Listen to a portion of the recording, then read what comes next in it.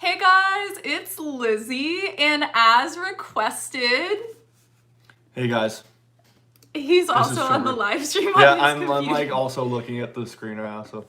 There's an ad on the live stream, that's good. Yep. So I asked you guys on Instagram for theology questions that you have for him, basically just because Trevor is The screen might be really distracting, but... Don't go on, you have to look at the camera. I know, I'm trying. Okay, there's a lot of willpower involved with this. Okay, so Trevor is a PhD theology student, so he has a lot of knowledge. He also has a master's degree and an MDiv, so he's done so much schooling, religion major in undergrad. How many years of school will you have done by the time you graduate? Like 16 years. 16 years post high school of college and degrees and everything. Anyways, so he has a lot of knowledge. So I asked you guys for questions of different things to answer. And then obviously we're going to answer super chats and any questions that you guys have as well. But before we begin, make sure to thumbs up the video, like the video. And if you are not, click the bell button next to the subscribe button so that you are on notification squad and will always know when I live stream or when we live stream. Yep. So sounds like a lot of school. Yeah. Hi, Melissa. Hi, the Catholic convert. Hi, Michelle. It's fun though, I promise. I wouldn't be doing it if I didn't think it was so Hi, Alexander. You two look cute in the picture. Thank you. So starting off, we're going to do a personal question. How did Trevor's family react to his conversion? They are like a post-Christian kind of family, so it was kind of like changing the drapes a little bit in the house. Like there were curtains in the house or different something that is just accidental, secondary, and they're like, oh, Trevor's still a Christian. Okay, that's and it was just kind of like a shrug. But over time, it's gotten more and more interest. Hey, Vincent, more and more interest has come, so. Yeah, asking more about the faith a little bit. But for a little background on Trevor, he grew up not religious, and then he became a Christian baptized in your junior or senior year of high school? The end of my sophomore year and the beginning of my I don't know this. I should know this. Well, yeah, I mean the baptism happened in the beginning of my junior year. Okay. So that's but I started going to church by the end of my sophomore year. And then he converted into Catholicism in 2000 like 2017, I think. 2017, and then you were confirmed in November 2017. So Yeah, so he's also a new Catholic. A lot of people ask questions about if Trevor grew up Catholic, if he's a new Catholic, when he converted. So we have kind of similar conversion stories. I think that Trevor was really like pulled into it emotionally and really loved Catholicism, like kind of your whole life. Like he always had crucifixes and stuff. But I memorized the Hail Mary when I was in middle school. I just thought Christianity was cool. I just thought it was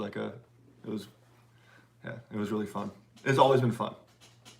So he definitely didn't really understand me like hating Catholicism and hating the aesthetic parts because he had the exact opposite. Yeah, it was like he had good intuition. It was like my heart was pulling me towards it, but my mind was like pushing away, kind of. Whereas like it was like kind of like the opposite for Liz. So yeah. But now we're both Catholics, and it's really cool having like conversion testimonies. And we were actually in RCIA at the same time, so at the beginning of our relationship, we really got to share that together. And he was like the only one who understood what I was going through. So yeah, well, and at Pepperdine, I was so like Catholic curious that I had this giant crucifix, which I still have up on my wall over here. But Liz came over one time when I was living at Pepperdine. I was a master's student and she was an undergraduate student. And she came over, and in my room there was like this just like a giant crucifix, and she's just I didn't like it at all because I had no idea he was interested in Catholicism then. So yeah, we did meet at Pepperdine where we were both going to school, and then we didn't talk for 2 years, and then we started dating. So Lizzie should have set crucifix. Oh yeah, she probably did. Oh yeah, because I took a picture because I was talking about how I got like my Saint Benedict crucifix necklace, and you were like, "Is it as big as my crucifix?" Yeah. I was like, "It's such a big crucifix," and you're like, "As big as my crucifix?" So, yeah, it's one of my favorites. I posted it on Twitter. So we're gonna get into some of the questions. Yes, Anglican Catholic, Pepperdine. So Not Pepperdine, though. That's a different thing. Vincent asks, have you and Trevor ever had a movie date? No, we've never gone to the movies together. We've watched movies a couple times, but mostly with your family. Yeah, mostly with my family. My family, we're really big into movies and stuff. And so when sometimes when my family are having conversation with Liz or asking about her, like they'll be like, "Oh, have you seen this movie?" And Liz always says no. Like it's always no. So they've tried. At least I've tried to kind of drop my movie references a little bit because they just go straight over her head. Yeah, I don't really like movies that much. Like Star Wars or anything like no. But you don't watch movies now very often because you're working all the time. So Yeah. we're just not a movies kind of couple. Like when we hang out, we're just next to each other working or next to each other reading. We don't like go do things together. We don't watch shows together. So we have a working relationship. Okay. When did you tell Trevor that you were bipolar and how did he respond? Do you want to take this? Sure, yeah, I'd love to. I found out Liz was bipolar by treating her in like a kind of negative way because of she was like doing stuff at Pepperdine and I reacted in a way that was like, man, that's kind of weird. You know, and so I was kind of a jerk because I wasn't patient and like because if I was reacting to someone like me, I would have, you know, been like, man, why are you acting like that? And so Liz walked up to me one time and she's like, you know, by the way, I'm bipolar. And I reacted and I was like, oh my gosh. Because I just felt so bad. No, this is what you did. So you were standing, like pretend Yeah, we're you're not me gonna and act, yeah. I'm Trevor. He's like this, like Oh, yeah. literally like. I visibly flinched away from her because I was so embarrassed by, like, 'Cause I you just felt felt bad. I bad. felt so bad, like a huge jerk, because I didn't, know about that and take into account when I talked to her. So, strangely, she decided to still show interest. So, but We were that's how- kind of a jerk to each other. Yeah. We got in a fight, basically. Yeah, we That's got in a what fight, happened. Okay, so now we're just gonna go into some straight theology questions. Yeah, they also have questions in the live stream. That we Yeah, can do you want to also- go through the chat? Trevor, do you do the divine office? I do not. Occasionally I'll do the little office of Mary. It's little, and that's helpful for me. I mostly just do. Sometimes I'll do rosary, but no office. Is that a 3-barred Orthodox cross in the background? Yes, it's another crucifix though. It's flat, so it's not. Oh, three. that thing. Okay. Yeah. So it's not 3-bar, but it has the Orthodox style to it. And then we have some incense. Yeah. I have my incense, my thurible over there too. Also, my parents are not Catholic. My dad used to be Catholic when he was a kid, and stopped going to church in his late teens, early 20s, after the Second Vatican Council, and some of the other stuff that was going on in the 70s. Which, if you were a Catholic in the 70s and you're still Catholic, you have some serious, serious power. God's really behind you. What else? What other questions are there? Is that? What degree Knight of Columbus are you? So you're not really. He just moved. I'm not You active, haven't yeah. gotten involved. In I Knights of became a Columbus. first degree. Knight when I was still in Nashville, but I haven't gotten involved in any of the Knights groups around where I live now. I think I'd be interested if I knew where there was one, but Yeah, you should figure it out. I probably should. Yeah, haven't paid dues in a while, so. Are you a trad, Trevor? I think I sometimes am accused of being a trad. I think trads are awesome. I love their enthusiasm, and I think their aesthetics, like what they love about liturgy, is like awesome. But I also I don't know. Maybe I am a trad. I don't know. But he doesn't go to Latin mass regularly. Yeah, You did today. I went to Latin mass today, so if that counts. But I don't. I love a good Latin-filled Novus Ordo. Yeah, like a really That's reverent. his aesthetic, like having an organ. I love because I mostly because I love the lectionary, the new lectionary.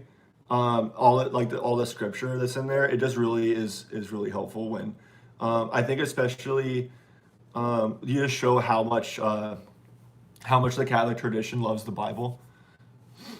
Super chat. Thank you so much for the donation. Hey, Lizzie and Trevor, what's up? Hey, thanks for following my Instagram. I appreciate it. You guys are a cute couple. Trevor, do you like traveling? Sorry for typos. Oh yeah. I like traveling a lot. I hate flying on airplanes. I hate it. After going into to the Nashville airport a bunch of times, I don't know what it is about Nashville, but the airport, there's just so much turbulence. It like ruined flying for me. But I love, good night, Bruno. I love, Hiking. I love walking around cities, like especially if I have to go to a academic conference or something like that. Like I've walked around Boston like so many times, and I just like don't have anything planned. I just walk around the city. Love it. So, thanks for the question, Vincent. When marry? In a couple of years, we're taking it slow. Yeah. He's still finishing school. I'm still working on stuff with my career, so there's really no rush. I mean, mostly for me, it's once we get the mutual finances in order, that that I can afford, that we can afford to like live together, which is I would, if you're married, it'd be nice to live together. A ring and all the stuff that marriage makes, but mostly, I want to be in a position where I can have children, because to me, getting married equals having children, and so I don't want to get married unless I'm ready to have children, to be a father. Yeah. So. And I think me personally, I'm more conservative about NFP, so I wouldn't want to use NFP right when we get married. I want to have a child, but that's just the way I view marriage. So thank you for the donation. DeJanjo, were both of you cradle Catholics? Did you come to Catholicism independently? So you just got here. We're both Catholic converts. He became Catholic in 2017. I did in 2018. It was independently, but it was also not independently. So a lot of my friends were becoming Catholic in college, including him. So everyone kind of collectively influenced me, and he helped answer a lot of my questions. But when I was researching into Catholicism, we weren't really talking at all. So yeah, yes and no. Yeah, and for me, it was like a journey that lasted from maybe like 2013 or 2012, 2013 until 2017. So it was like a many years kind of process of going to an undergrad to like be a preacher or like a minister, and then realizing that that's not what I was that's not what God has called me to be, and because at my church in high school, if you were a guy and you were somewhat normal, the priest, or not the priest, I'm so Catholic now, I just instantly say priest. The pastor would always be like, hey, you can be a pastor. God's calling you to be a pastor. It's like, no, like you haven't even discerned anything. You don't know me. But I did love theology, and so that's kind of what I learned. And then you discover when you're in a BA bachelor's program in biblical studies, they're like, hey, tradition's really important. We should try that out. And then that's what kind of pushed me to Catholic Church over time. This is a good question. Orland, Trevor, how did you get to be received into the church outside of the Easter season? Because I got into RCIA before the Easter Vigil in 2016. And so my RCIA director thought that I needed more time. And he didn't tell me this. He's great. He's one of my greatest friends now. But I mean, when I first walked into, and I was a pretty liberal Christian, right? So, I was a pretty liberal Christian. So when I walked up to the priest for the first time and I was like, "Hey, I want to be Catholic. Can I be a liberal Catholic?" And the priest just laughed at me, and so they had like I just got catechized, and they helped me read books, and I was like, "Hey, you know what? Being a liberal Catholic isn't that great of idea." So, and so it like completely transformed all of my beliefs. Um, and yeah, I mean, my MDiv is from a pretty liberal divinity school, and it how Looney Tunes theology it got really helped push me to Catholicism too. So there was a super chat. Okay. The Catholic convert. Thank you for the donation. Lizzie, you're so beautiful inside and out. You have been such an inspiration in my life. I've followed your journey along my conversion from Baptist to Catholic. I'm excited to share with others. Yay, welcome home. We're so happy you're Catholic. From liberal to trad. Yep. Oh, wow. Another Baptist convert to Catholicism. Trevor, what drew you to doing grad school in theology instead of philosophy? Do you like philosophy? I love philosophy. Philosophy is one of the main things I do. Oftentimes. But I think what drew me to theology is that there's more you can do. I guess like it's just so. Yes, my voice is very deep.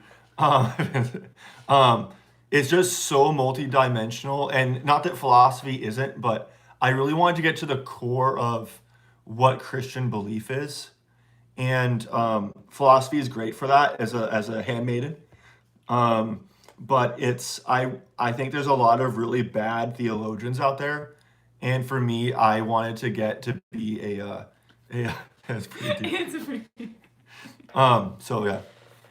Okay, let's go to the super chat. Thank you so much for the donation. You guys are so nice. Hopefully my chat sends this time. Hi guys, my question, what would be recommended for someone who was seriously allergic to wheat and grapes for communion? Okay, so I actually have friends who have a very serious genetic illness and they cannot receive the Eucharist ever, even the low gluten Eucharist, so they're allergic to the wine and to wheat. And so they never receive the Eucharist. And yeah, I mean, it's really, really, really sad. But there's exceptions, and the church is just really serious about how the Eucharist has to be wheat, it has to have gluten in it, and it has to be wine. We can't do communion with M&Ms or anything. Yeah. So which people do. It's heartbreaking, but I mean, both of us went to Mass for about a year without receiving the Eucharist before we were confirmed. So I really, really thoroughly loved and enjoyed Mass and got a lot out of it without the Eucharist. And ultimately in heaven, we'll have complete union with God. So I think that people who can't receive the Eucharist, you're just even more like looking forward to heaven. So it's heartbreaking though. Like, I can't imagine. I was so shocked when I met my friends who can't. Yeah, I think the important thing too is that the Eucharist is a gift, but that also like in the Middle Ages they had this idea that looking at the Eucharist was also the same as taking as receiving it, because to see it was to touch it. So I think like if we could revive that aspect of the medieval spirituality, that would help maybe alleviate, especially in Eucharistic adoration.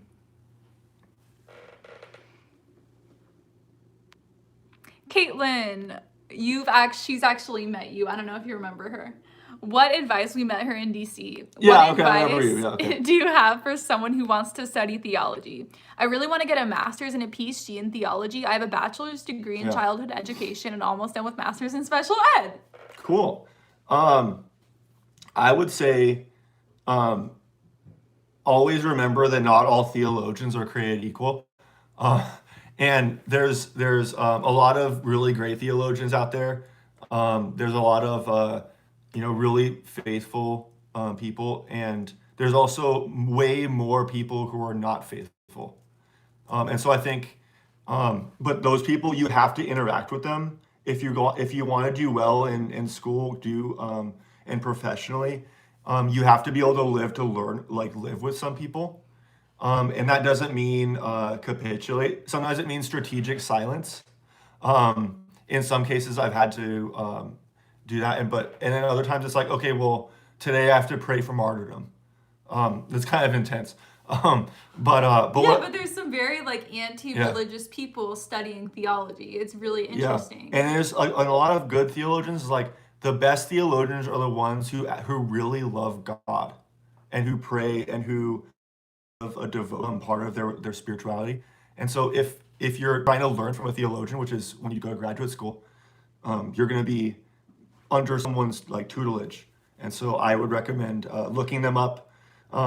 There's a couple websites too that you can look up that of the I think it's called the Academy of Academy of Catholic Theology. Is really simple, but it's like just a group of theologians who are just faithful to the magisterium, and that's helpful.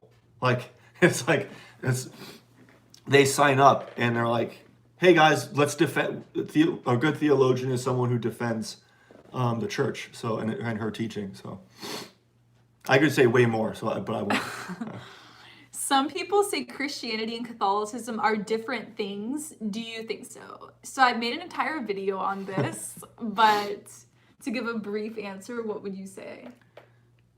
They are the same, but they're different. I'd say Catholicism is the original Christianity. Yeah, there's an equal sign. Church was the Catholic Church, and we still have the same beliefs in the apostolic tradition. Good night, Michelle. Bye, Michelle. Yeah, I agree. I think there's an equal sign between those two things. But there's also like, especially when you say a Catholic Christian. So I'm not just a Christian, I'm a Catholic Christian. And I think that speaks to, I embrace the fullness of what the deposit of faith has passed down. And I believe that the church is actually a thing.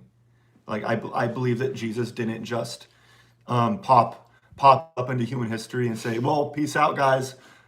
He says, I'm going to leave you a church.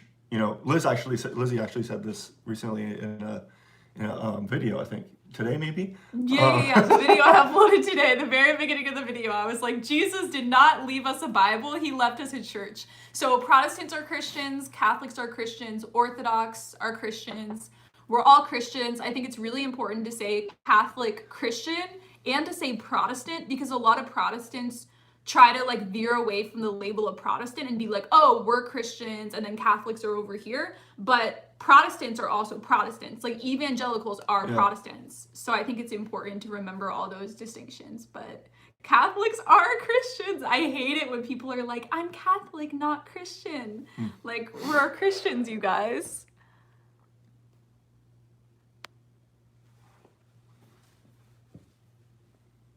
Do people ever say rude or hurtful things about your relationship because of Lizzie's bipolar? Sorry, what was the question? Do people ever say rude or hurtful things about your relationship because of Lizzie's bipolar? I don't think I've ever experienced that. Yeah, weirdly. And I'm really, really open about it. But tell them I don't know if you want to share the story where you were like hanging out with people and they're like, oh, at least she's not bipolar. Oh, yeah. So when they I was hanging out with a group of friends, and I was telling them that Liz is vegan, and I was like, yeah, Liz is vegan. She's like really into eating healthy and blah blah blah. And they're like, oh well, at least she's not bipolar. And it's like, oh okay. It's like I just didn't say anything, so I was like, yeah, so I didn't want them to feel like they found out that I was bipolar because they watch my YouTube videos, and so I assume at some point they saw a video and they were like, oh no, I said that to him. Yeah. So they must have felt really, really bad, but not really anything.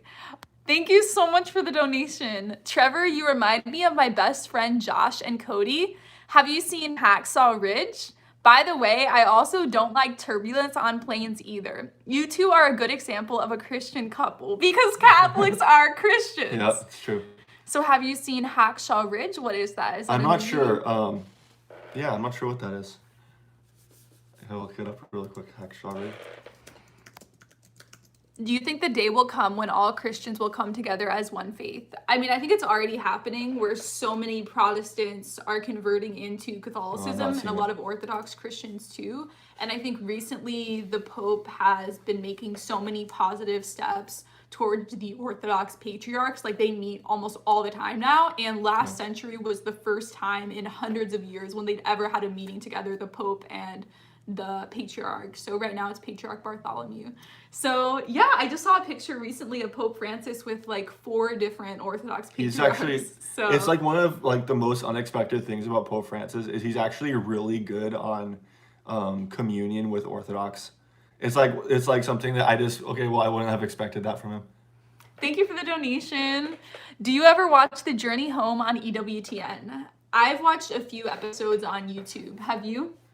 I have not really watched it that much. Yeah. Yeah, I haven't either. I think it's like, I may have caught like a couple, like maybe the end of an episode a couple times, but if you share a specific episode, I would love to look it up too, to see what it's like. Conversion stories. Oh yeah, that sounds cool. I watch Catherine Hadrow's Pro-Life Weekly show on EWTN, but that's pretty much everything that I watch. So I should probably watch it more. I have the EWTN app on my phone though, so. I agree, Google account. The Good Place on NBC. I watched the first season and it was actually really positive because I was living with basically all my roommates at the time were non-Christians, and it actually really got them to think about morality and hell, and they were like, wow, like I'm a bad person. I would be in hell. Like, so it was really good creating spiritual conversations. Fatima asked the question, what was your experience with our Mother Mary as a Protestant? Mary was like a tiny bit, a fragment of the faith. We never talked about it. We never had any sermons or Bible classes on her at all. So I was like really scared of Mary, and I thought that Catholics worshipped her and had Mary statues. So I believed all the like Protestant stigma about Mary. So I really hated her just because I hated how prominent a position she had in Catholicism. What about you? I memorized the Hail Hail Mary when I was in middle school. We were in different places. Yeah, different. But that didn't mean like I had a relationship. I just thought it was like, oh, this is just something that Christians pray. I think I didn't really have a relationship with Mary until I started becoming Catholic, because I really believe that to become Catholic is also to fall in love with Mary, because it's she's the mother of the church. I think like understanding that, and I just bought a little statue of her. Yeah, why don't you show it? It's really beautiful. This was the first Marian thing I ever got. So show the detail. So this is, if you guys see, the sword is going through her heart. So it's called Simeon's sword because at the temple during Jesus' circumcision, this really old man Simeon was talking about how she would be so like tortured and hurt at the crucifixion, and then it has like Guadalupe, the stars around her head, like it talks about in Revelation. So yeah, it's very biblical, the Mary statue. Yeah. So it was just like those little things. I slowly accumulated stuff, and it helped kind of nurture that. Lizzie, did you ever scream in a church? No, I've had intuitions to scream in church before, like. Yeah, when I was becoming Catholic, I visited my old Protestant church with my family, and I wanted to stand up during communion and yell, "It is literal!" Because they were reading the communion accounts during communion. Take, eat, this is my body. Drink, this is my blood. They were literally saying those words, and I wanted to stand up and scream, "This is literal!" to everyone at the church. So, Light of Christ, thank you for the donation. Hi, what would you say to an Orthodox convert? So are you converting from the Orthodox Church, or did you convert to the Orthodox Church? I don't think this is a good question. Trevor, if you were God, what would you do differently? Because God is the best possible, it's the best possible world. You have to believe that. The only, I think if I were God and I did something differently, it would just only end up in something worse. I think every human has to answer it that way. So he's converting from the Orthodox Church into the Catholic Church. What advice would you give? Well, first of all, we're happy that you're here. Yeah, welcome home.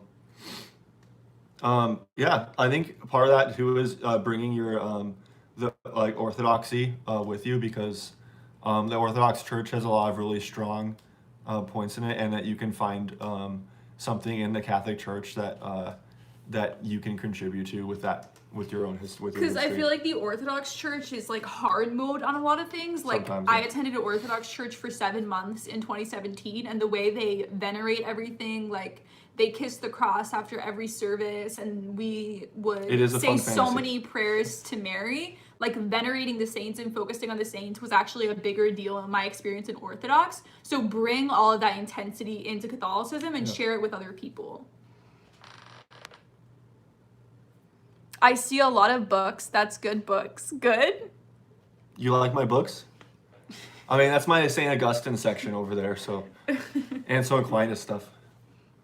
Okay, so we're gonna go to some of these questions from Instagram. So what is the best way to explain the Trinity? That's a weird question. I guess I don't think there's really a best way to explain the Trinity. I just think you have to, maybe the best way is just by naming heresies. Actually, I was telling this with someone yesterday. Like you just name, what is Arianism?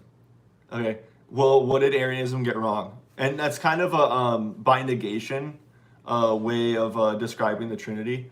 That's really good advice. Yeah, I mean, that's because once you go through all the heresies, now you're going to have an Orthodox Christology and a view of, and especially, I think the most important thing in explaining the Trinity is always to say, like, why does this help with our why does this relate to our salvation? Because, sometimes people are like, well, that doesn't really matter. It's like, no, it all matters. Like, it all matters. Yeah, Thomas Aquinas, Lillian. And Augustine, he wrote some really great stuff on the Trinity. So I'd recommend reading that too. Google account. Multiverse theory. Trevor, how do we reconcile with the faith of, as Lizzie said, this is the best possible world? Multiverse is so crazy to me. Did he say the best? Okay, best possible world. I don't know. I think I guess I would maybe slightly disagree with the best possible world language. That's an analytical. I know. That's why.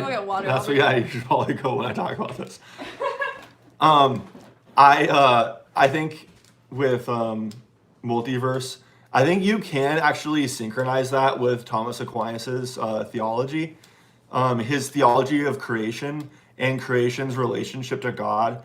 God is immanent and transcendent, such that the possibility for there being like multiverses that God has created from eternity out of eternity is, I think, an active possibility, and that's something that maybe theologians should work on. So, but that's not my area.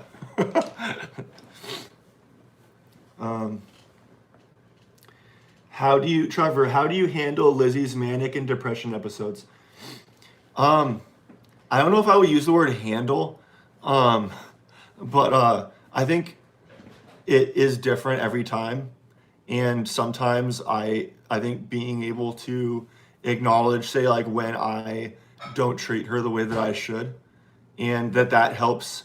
And then also for her to realize that maybe there's times where she acts in a way, especially if she's aware, she's like, oh, like, kind of being like not self-reliant, but self-aware.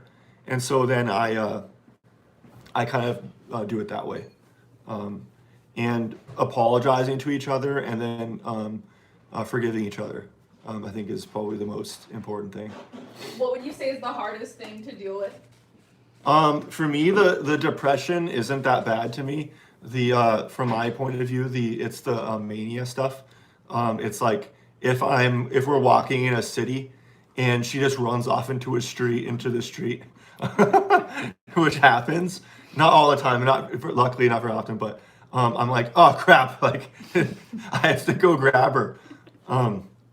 So those times, that's when I get mad sometimes, and so I have to be like, oh, okay, she's just really excited. So. And we talked about it in the Q&A video we made for Valentine's Day, that I'll just be singing in public and dancing in public and talking really loud, and so it's kind of embarrassing being around me when I'm manic. So yeah, that's true. Mukbang, of course. How amazing do you think Lizzie is? Thank you. I think Liz is really amazing. She's a very special person. Okay. I don't know what she's eating, but I want it. So Yeah, it it's smells really leftovers from our dinner. It's veggie dumplings and then fried rice. From a guy's perspective, what is the best way to approach a guy if you like him? I honestly don't know how I would answer that question. I know this is Lizzie's thing, but I'm the one who does the relationship advice. I honestly think that for me, knowing about someone's interest is really important. So, but also to not be like too aggressive, because the aggressive thing I think is what would hurt you the most. Besides not letting them know at all that you're interested. Like I think giving the guy opportunities to realize that you're interested in a relationship or dating. I think that's important. And So be direct, but not too direct. be direct, but don't like hover around him. Thank you for the donation. Would one day you two do a book on your conversions and being a Catholic? Yes. I want to write a book together on bipolar and what it's like having a bipolar relationship in the future, like when we're married. I think that would be so cool. So definitely that. I know I have a book already written on my conversion journey, so it's not going to be like Rome Sweet Home where it's together. Because I feel like our conversion journeys were not like intertwined, like they were like separate stories. But Trevor should also get a memoir published on his life. Yeah, I doubt that. You guys would buy the book, yeah?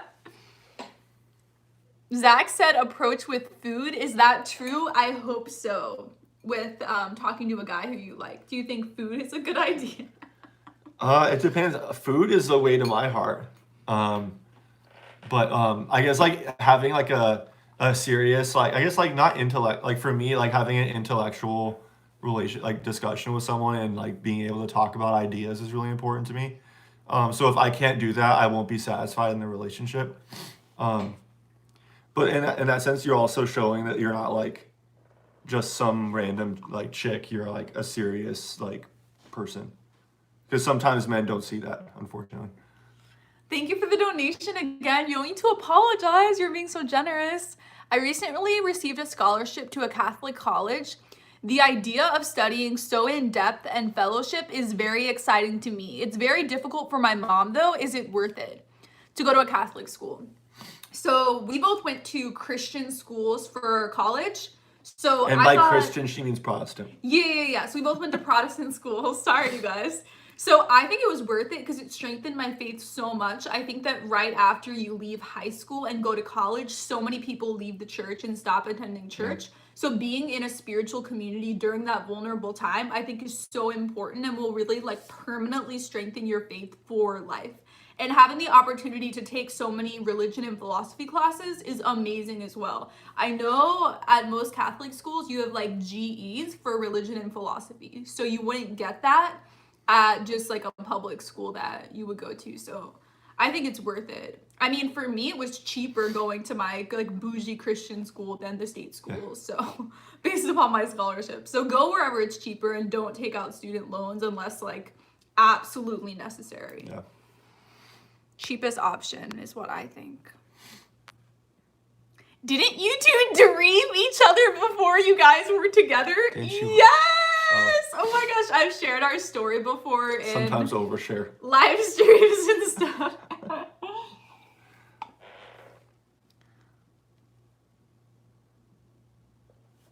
Jesus said to be born again. Oh, great.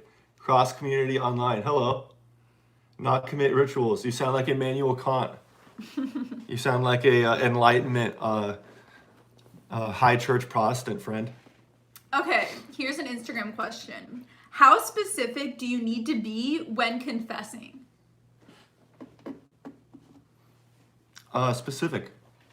I disagree. I mean, you don't have. I mean, like if the. I think you should say name, number, and out. If the priest asks questions, then you can talk longer. But it's not a therapy session.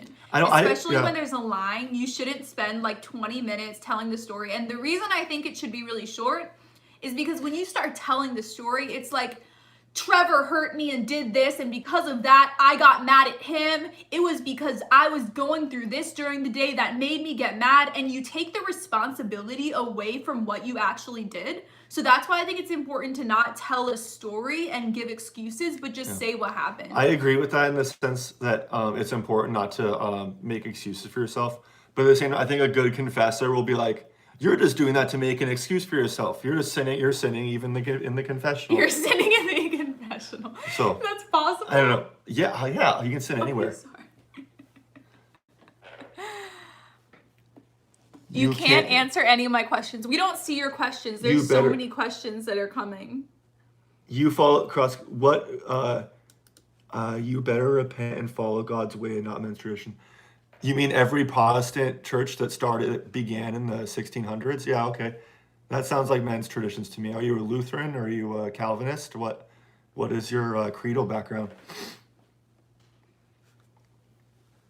Trevor, what does your shirt say? It's a Gonzaga University. How are you connected? I'm not at all. Well, not really at all. I wear it because it's a Catholic school in Washington State, and I'm from Washington. Did you have a conference there? Yeah, I had a conference there. Okay, so he did something with the school. Yeah, he's not just randomly repping a college. Yeah, I don't wear it in public. Trevor and Lizzie, would you come to Mexico to visit Our Lady of Guadalupe? Yes, that's mega bucket list, especially since I live in California and I'm so close to Mexico. Yeah. We've both been to Mexico at different times in our lives. I loved it so much. The culture, the food, the language. I can speak some Spanish. He took Spanish in high school, but it's kind of like... Yeah, that's where I became a Christian is in Mexico, actually. During like a church trip. Like a church trip. It really impacted him being there. So Mary was working in his heart even then. It's a satanic cult. Sorry, I didn't mean to resend the blasphemy question. Do you even see the blasphemy question? Oh, this is cool. Mariah says, what are both of your love languages? What are some romantic things you guys do? Sorry, I'm so cheesy. So, my love languages are physical touch and acts of service, and you are... I don't have love languages. Okay. I think he's sort of words of affirmation. Yeah. I don't think either of us are gifts. Neither of us like gifts.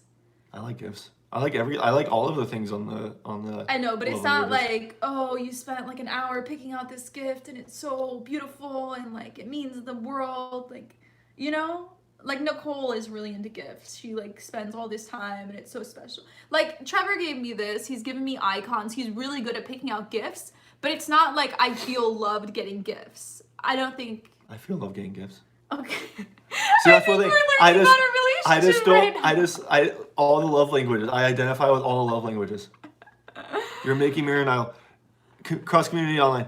Dude, if you think that we make Marian Idol, you've literally spent no time studying Catholic theology. Like, it's like literally the first thing you figure out when you're studying church history is Mary stuff. So, do you know what idolatry is? Okay.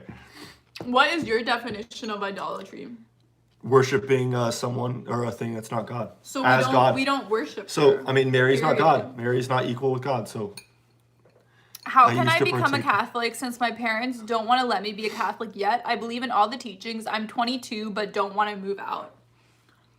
So yeah, I would start saving up money and try to find roommates and move out. There's a lot of Facebook groups where you can find roommates. So I really recommend, like, if you want to be Catholic, make that a priority. I know I was living with my parents when I was researching into Catholicism, and then I moved back to California and found roommates and live with them. So I think it's really important to, like, get out of your parents' house. So start saving money. Sorry, I'm really having fun with this cross-community online guy. This is really funny.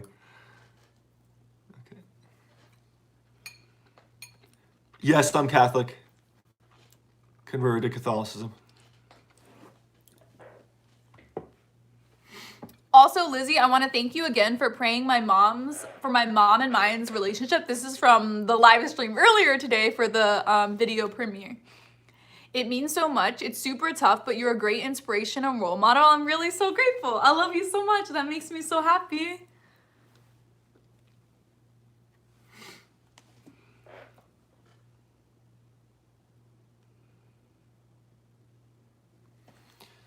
have a doubt. I was having a conversation. Man, the comments go by so fast. It's hard to. Now I know how you feel when you're doing live streams. It's kind of weird. And then people get mad. There's like so many comments, and I see them maybe for like maybe not at all. Trevor.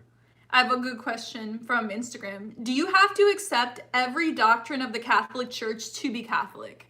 So that's an interesting question because there's dogma and doctrine and disciplines of the church.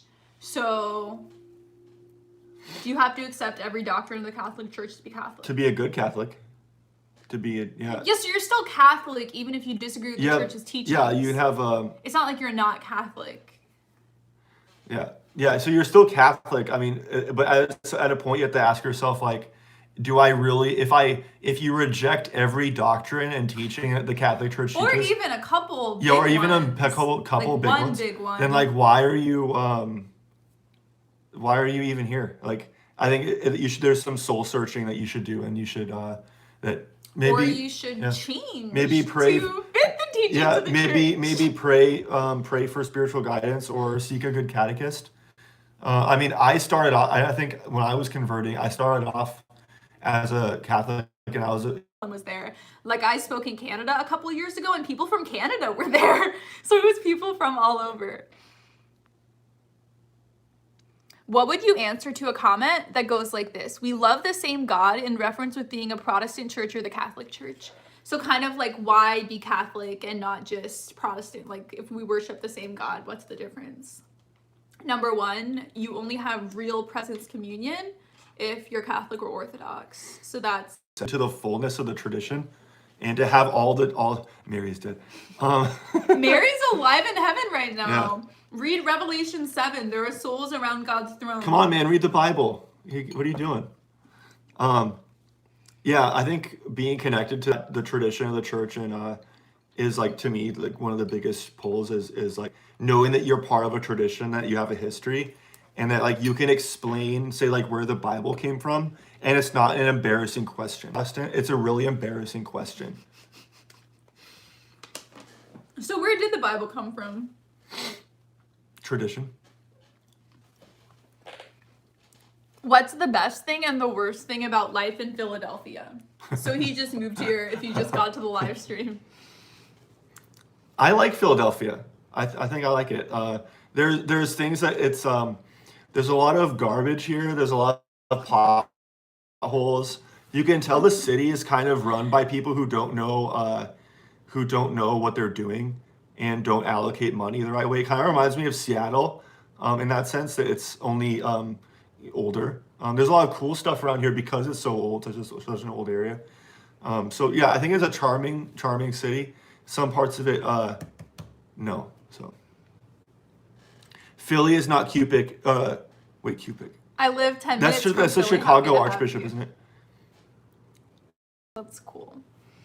What is paganism? Who is your favorite and least hated pagan deity? What's so funny about that? Your favorite pagan deity? Like, why do you have a favorite pagan deity? Everyone comment their. Do you have a pagan deity? I don't think. Are there things that are not dogmas but It still has ads. Okay, we're back on. It unconnected for a bit. So there's dogma, doctrine, and disciplines. So disciplines are things like, what's an example of a discipline? Disciplines change. Like celibate priests. Yeah, like whether or not priests are married is a discipline of the church, which can change. Doctrines, do doctrines change? Dogmas don't change. Doctrines. The development of doctrine, too, that happens. Doctrines. I would say that you shouldn't disagree with anything the church teaches, honestly. And there's the integrity of the Catholic faith. It really, every doctrine and every teaching that the church has collected from the apostolic age and has preserved and developed over the centuries, they depend on each other for coherence. And the more of the teachings that you believe, the more the faith will make sense. So if you deny one part of it, it's basically formed to protect itself from multiple sides from attack. That's what has happened from different councils and stuff. So I just recommend not doing that at all. Not disagreeing. Technically, like there is allocations for dissent, and the Catholic Church does teach a lot about conscience, but with a difference, one of the fundamental differences between a Catholic and Protestant view of conscience is that for Catholics, we want to submit our conscience to the teachings of the church, of Christ's church that he founded. And whereas like a Protestant way of looking at that is, my conscience is my own. I get to make up my own theology. That doesn't mean I guess again, the Catholic view is, that doesn't mean you throw out your intellect. We have a very intellectual tradition. So that's how I would like answer that question.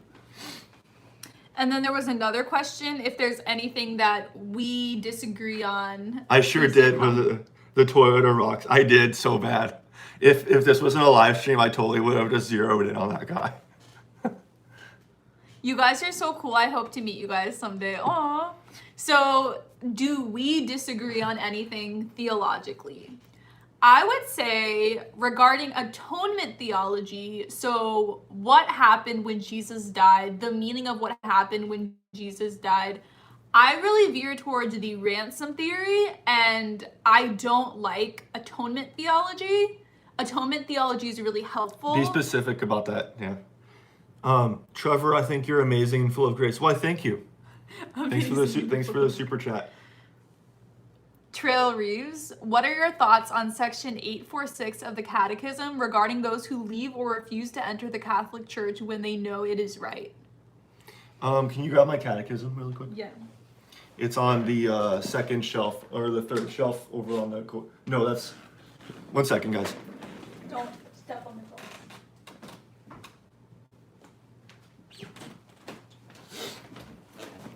Oh, this is a serious live stream getting my catechism out here. Okay. Okay. 846. Why don't you talk while I'm looking it up? Hello, sitting in the hospital waiting to get discharged, potassium levels dropped beyond safe levels. Is it still because of the car accident? How are the potassium levels related? That's so scary. I'm still praying for you every day. God cannot make a rock so heavy he cannot make this, not because he is limited to omnipotence, but rather due to being against the nature of omnipotence. What? Do you find anything? Oh. Okay, let's do the super chat real quick. Thank you so much for the donation. Green scapular, I focus on it because you can give it out or hide it for souls conversions. Love you to make a video on it. Love your videos. Trail Reeves, I think that's a great excerpt from the Catechism. I totally resonate with that. I think also, but at the same time, I say that every person, the place of and destiny of every soul is up to that person and up to God. And so I wouldn't make any prudential judgments about that. But yeah, like if you know the truth, like it's like that was what made Satan's fall so horrible, is that he knew the truth and saw the truth as it was and rejected the truth with full knowledge. A lot of people don't have full knowledge though, so that's an important thing. Okay, what was the other super chat you read? Oh, I already responded to it. Okay. She was talking about scapulars. I recently have a scapular, and guys, I was just editing my rosary video before I got over here. So far, there's like 40 minutes of footage of me praying the rosary every day for a month, and I talk about my scapular in the video. So during Lent, I'm going to wear my scapular every single day. It's going to become part of my Lent thing. Why would anyone ever reject the truth? I mean, it's really painful. Like when I was becoming Catholic, I had to give up so many things and like wound relationships in my life and die to myself and change so many of my beliefs on things. It's really hard. So I think it totally makes sense for people to reject truth. Yeah, and in Dante's Divine Comedy, he talks about truth as hurting the eyes. Because we are not used to seeing truth itself, and so it hurts a lot when you see the truth, and this is what happens as he goes up through paradise, is that every stage along the way, they're treating his eyes so that he can bear more and more of the truth and see it without flinching. So I think that's like a great metaphor for how at first, like, you look at some of the truths that the Catholic Church offers, and it hurts at first, but you can see so much better and with so much clarity once your eyes are taught to see what they were destined to see.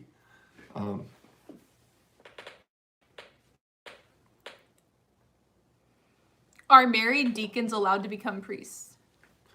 In certain situations, it happens. Very rarely, very, very, very rarely. Trevor, how did you get your love for theology? I think God has always been on my heart since I was like a kid. In middle school, I read the Bible cover to cover. I read it for reading time. I wasn't raised in like a Christian home.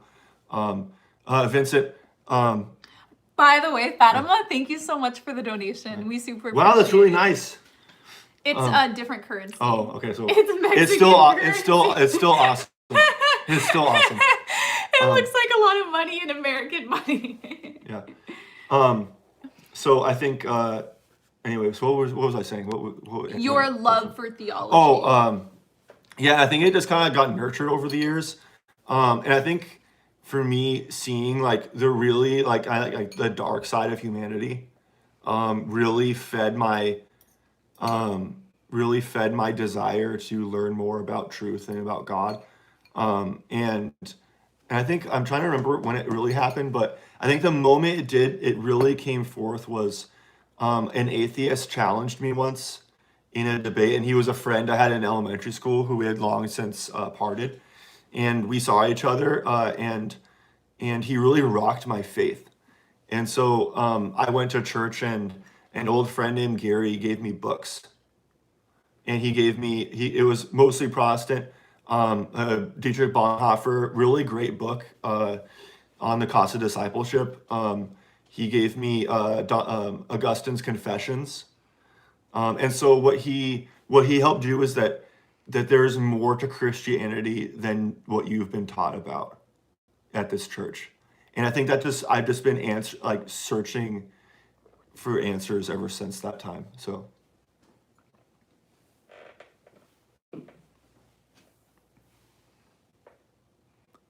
What's the best way to start studying theology? Where should I start specifically? So I just uploaded a video on the top 20 theology books to read, and some of the books in the video were Trevor's books that I'm actually borrowing and reading right now. So they were featured in the video. So if you want recommendations from both of us on theology, then go watch that video. I think starting off, if you're going to learn about theology, I would just start with creating a really great foundation for yourself. And I think that means reading, say, like there's a bunch of great introductions to Catholicism. There's one by Thomas Joseph White, which I really recommend. Which was in the video. Yeah. The Light of Christ by Thomas Joseph Or White. reading something like Augustine's Enchiridion on Faith, Hope, and Love, which is it's like a catechism. Reading the catechism too, you just read the catechism. But I think starting off with like a really solid foundation of what my faith teaches is really important. is really important because is really important. I love YouTube so much, and because I see so many, as someone who's been in theological education for like 10 years, there are so many people who go into theology trying to figure out what they believe. And it's such a bad idea because they get their faith gets torn up, or they get confused. That's what usually gets people get really confused, and so they start believing in more than one God or something like that, or like especially depending on what institution they go to. So when you go to study theology, get your foundation, and then start building on that and get deeper. And that's how I would put it. Trevor's Answers. Trevor, you should make a YouTube channel, something like Trevor's Answers. Copyright. Marry her. I had to do the same thing with my in-laws, so they're having a separate conversation.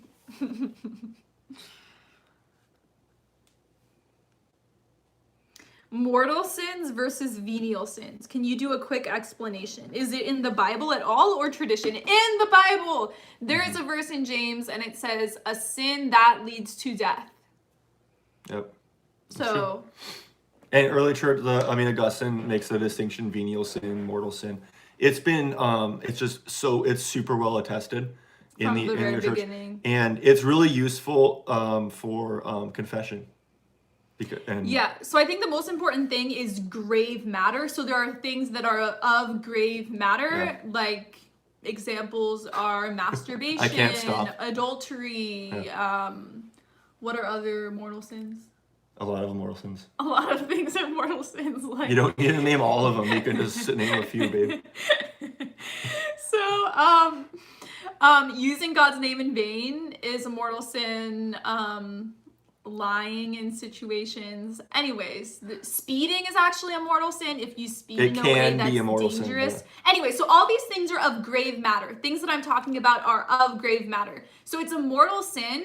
Thanks, Brando. Thank you for the donation.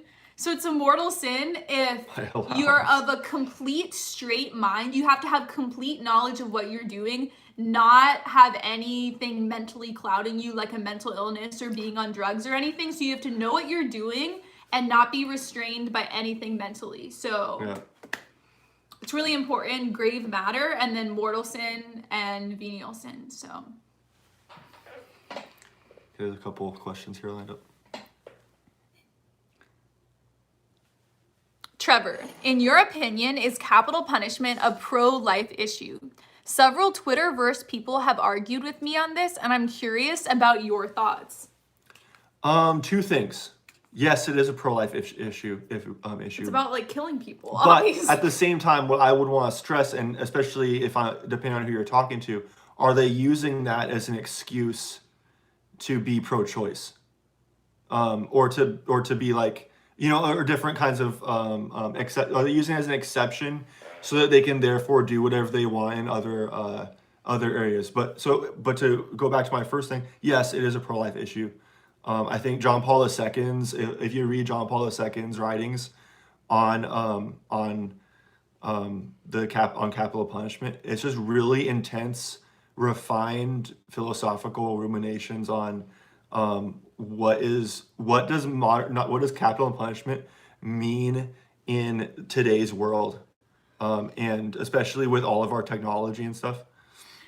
Trevor, sorry, I'm laughing, you guys. Trevor reminds me of Superman for some reason. I don't know why. Not the first time someone said that. I wish my country had capital punishment. You Americans are lucky. So I really recommend you looking into a organization called the Innocence Project. There are a lot of people on death row who newer DNA evidence has proven that they didn't actually commit the crimes, but they're not able to be let out of jail or not killed because of the laws in place. So that's personally why I was against capital punishment like for so long before I even became Catholic. Just because if there's like any chance that someone on death row is actually innocent, why would you kill them? So it's also more expensive to kill people. So we're spending taxpayers' money to kill people. Just let them be in jail for life and it saves money. And I think there's a case that can be made for other countries to have capital punishment depending on what their justice system looks like. Because a lot of the reason why, say, the church has recently emphasized that capital punishment is inadmissible is because our system, especially in the West, our systems of capital our justice systems are so corrupt. They're corrupt, but they're also like, if you get caught by someone, it's like virtually impossible to escape from prison. Whereas like capital punishment might be useful in some instances if there isn't if that's a different kind of situation. You're not annoying us, Vincent. You're really funny.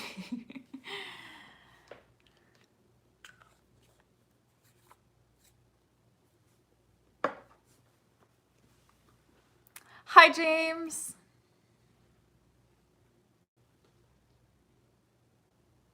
Yeah, and I kind of shifted my view on capital punishment when I became a Catholic because I was more open to capital punishment. Now I'm not because I've read what the church teaches on it. Is it a sin to date someone who isn't Catholic? No, you are allowed to date non-Catholics and marry non-Catholics. I really recommend the Father Mike Schmidt's video on this issue. So just YouTube search Father Mike Schmidt's marrying a non-Catholic. He nails it on talking about the issue. So I know for me, I would only, oh my gosh, Solus, I love you, man. Thank you so much for the donation, Solus Griffiths. Solus Griffiths is my new It's so funny the way you react to stuff. It's so funny. Oh my gosh, I'm like blown away by generosity. Okay, let's read this. You gotta read that thing. I received the Eucharist today after weeks of struggling. I realized that my struggles and doubts weren't mortal sins. Still a long way to go, and I have depression and regrets about leaving my marriage 5 years ago, but no thoughts today. Thank you for praying. I'm going to screenshot this. I'm praying for you too, man. That's so amazing that you received the Eucharist. I know a lot of my subscribers deal with scrupulosity and thinking that you're not worthy to receive the Eucharist. And like none of us are worthy to receive the Eucharist, but God invites us up to receive communion. Yeah. And it's also like the sacraments, they're efficacious. Like when you leave the confessional, you are completely absolved of everything. And you can forget it. And so you need to, and I think like walking away from that, you should feel light as a feather. And if you don't, maybe you should go back in there and say, hey, we're not done. Is crying during church normal for you guys? Yes, No. It's so normal for me. I cry almost every single mass. It's so beautiful. There's so many things to cry about. Trevor, in your opinion, who is the best living and dead Catholic philosopher? Wow, that's a big question. Living, Peter Van Wagen. No. I would say between living. Benedict XVI is a great theologian. I mean, he's not really. I think the dead is easy. It's either Thomas Aquinas or Augustine. But living, that's a really good question. I might say Thomas Joseph White, who I have this orange book here is his dissertation. You have his dissertation. Yeah, it's really good. Oh my gosh! Thank you so much for the donation. Insanely generous. This one is for you and Trevor. Have dinner on me. We will. I feel like I'm spiritually attacked in the middle of the night by the devil. I just came out of confession though Saturday, so I don't know why this is happening. I would talk to your priest and say you feel like you need an exorcism. I felt like I needed an exorcism before, and I don't know how to explain that, guys. It's just really weird. I think it's like a thing with my bipolar where I'm just good. I don't know. Like, I feel like I have a deeper connection with the spiritual realm because I get manic sometimes. So anyways, when I went to confession, the whole feeling of needing an exorcism went away. But if it doesn't, I would do a one-on-one meeting with the priest and explain the situation. And there's an exorcist in every single diocese. So if you need like an individual appointment, that would work. Mm-hmm. This is Vincent. This is just my face. They say the same thing about my dad. I can't help it, man. If Protestants are Christians and are saved, what's the point in converting to Roman Catholicism? So we don't know 100% if Protestants will be in heaven, if all Protestants will be in heaven. It's an open question. So part of the catechism that I quote in like every single live stream, because I always get this question, I say, this is what the catechism says about non-Catholics.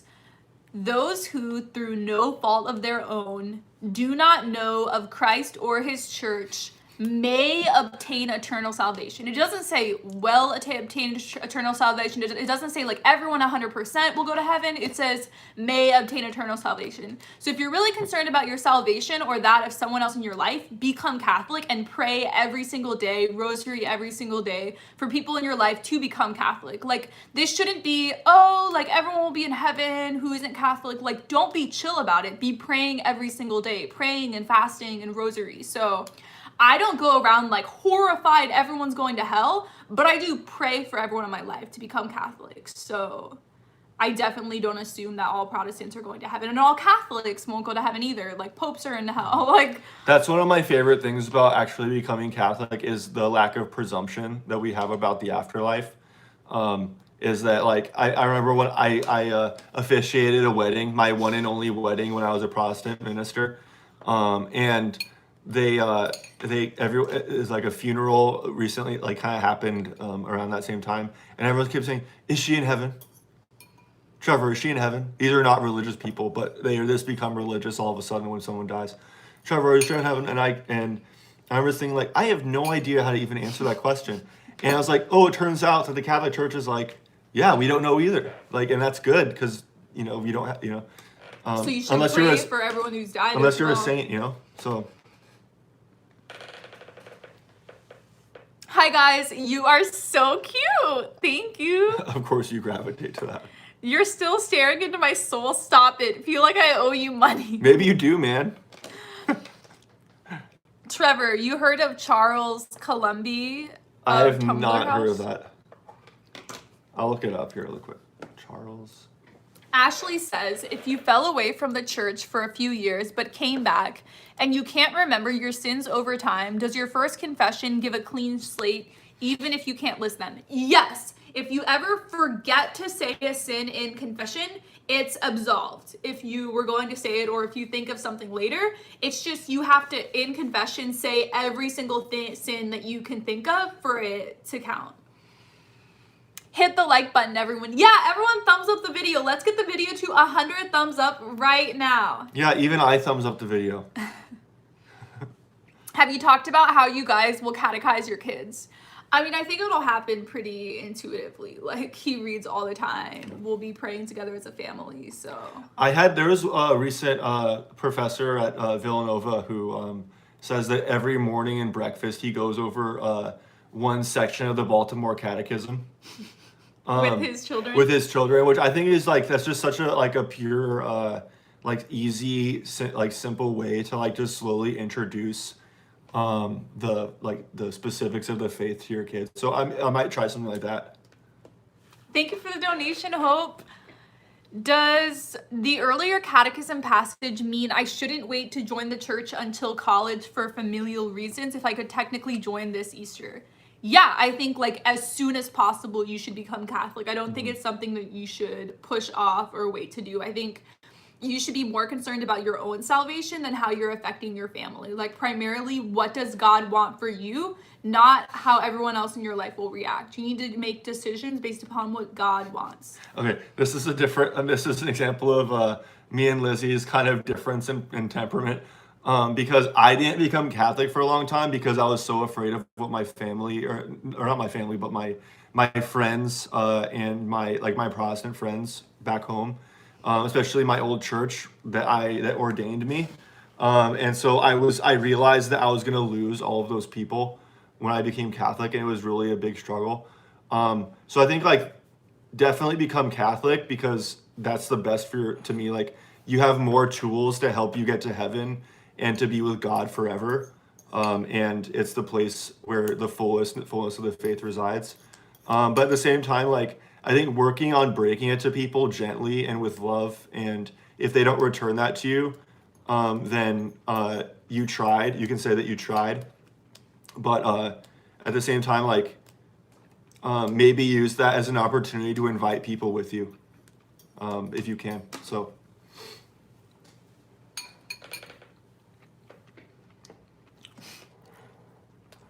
Does Trevor ever drink beers? I do.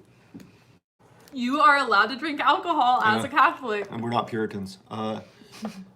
How is it like doing a PhD? What are the ups and downs? Doing a PhD is really fun. You just get to read and learn about theology, and it's just what you do all day. This is all I do. The school gives me a stipend, so I make really not a lot of money, but I make enough money to afford an apartment and buy books and stuff. And so I just don't work a daily job. My job is school. It's so awesome. So the thing that's hard about it is sometimes when you have professors, it's just like any school in general. Super chat. Okay, so Trail Reeve says, Lizzie, please keep praying for my brother Tim. He moved to I don't know what that is, fentanyl. Fentanyl? He has cancer. Oh, okay. The morphine will not handle the pain of the tumors. Okay. It's so sad. Yeah, that's really sad. I'm praying every single day. That's so sad. I've been praying for his soul as well to be accepted into God's kingdom because it just seems like the end, but also praying for a miracle. It's so scary. Do you live near him? Do you get to see him?